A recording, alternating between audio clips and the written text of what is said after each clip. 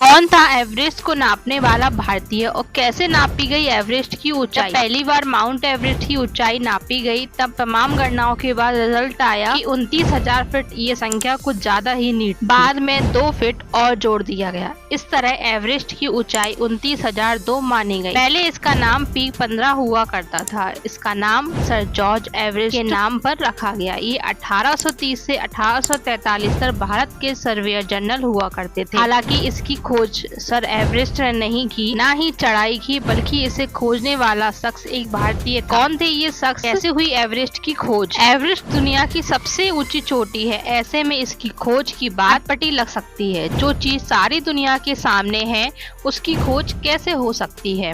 तो यहाँ सवाल सिर्फ ये नहीं कि एवरेस्ट की सबसे पहले खोज किसने की या किसने देखा। अवश्य हजारों लोगों ने देखा होगा, खासकर नेपाल और तिब्बत में इसे चोमोलुंगमा, नेपाल में इसे सागर माथा कहते हैं। लोगों को इस पहाड़ के बारे में पता तो था, लेकिन ना तो ये जानते थे कि इसकी ऊंचाई कितनी है और दुनिया में सबसे ऊंचा पहाड़ है। इस बात का पता तब चला जब साल 1852 की शुरुआत 1802 में हुई, जब ब्रिटिश ईस्ट इंडिया कंपनी ने पूरे भारतीय उप महाद्वीप के सर्वे शुरू किया और इसे ग्रेडेड ट्रिग्नोमेट्रिकल सर्वे भी कहते हैं। इस सर्वे में हिमालय की ऊंचाई का पता लगाना भी शामिल था। लेकिन इस काम में एक अड़चन थी। नेपाल और तिब्बत अपने अपने राज्य में विदेशियों को आने नहीं देते थे। सर्वे के बाद जेम्स निकलसन ने एक अधिकारी मेजरमेंट लेने के लिए भेजा। स्टार्टिंग में बी पीक की ऊंचाई 30,200 फीट निकली, लेकिन ये गलती से गड़बड़ा गई। आगे इसका नाम पीक 15 रख दिया गया। 1852 में एक शख्स ये मुश्किल आसान कर दी। जून की एक दोपहर देहरादून स्थित सर्वेयर ऑफिस में एक शख्स बड़े नाटकीय ढंग से शामिल हुआ। इस शख्स का नाम था राधानाथ सिकदर। शायद ही किसी ने इसका नाम सुना होगा। इनको मैथ्स की अच्छी नॉलेज थी। एड्रोस्टॉक के साथ काम करते हुए उन्होंने दार्जिलिंग से हिमालय की चोटियों का मेजरमेंट लेना शुरू कर दिया। द माउंटेनिंग हिस्ट्री से एवरेस्ट के इतिहास पर एक प्रमाणिक किताब माना जाता है। इसे पढ़ने से पता चलता है कि एवरेस्ट की ऊंचाई मापी गई। जॉर्ज एवरेस्ट राधानाथ सिकदर के काम से इतने प्रभावित हुए, उन्होंने सिकदर को अपना दायां हाथ बना लिया था। सिकदर को भारतीय होने के चलते काफी भेदभाव सहना पड़ा। सिकदर की गणनाओं के आधार पर साल 1856 में एवरेस्ट का डेटा एशियाटिक सोसाइटी के आगे पेश किया गया। सर्वेयर जनरल एडवर्ड ने एवरेस्ट की दुनिया की सबसे ऊंची चोटी बताते हुए उनका नाम पूर्व जनरल जॉर्ज एवरेस्ट के नाम पर रख दिया। खास बात ये है कि जॉर्ज एवरेस्ट को हिमालय में कुछ खास दिलचस्पी नहीं थी और वे खुद भी नहीं चाहते थे कि उनका नाम इस चोटी से जोड़ा जाए। लेकिन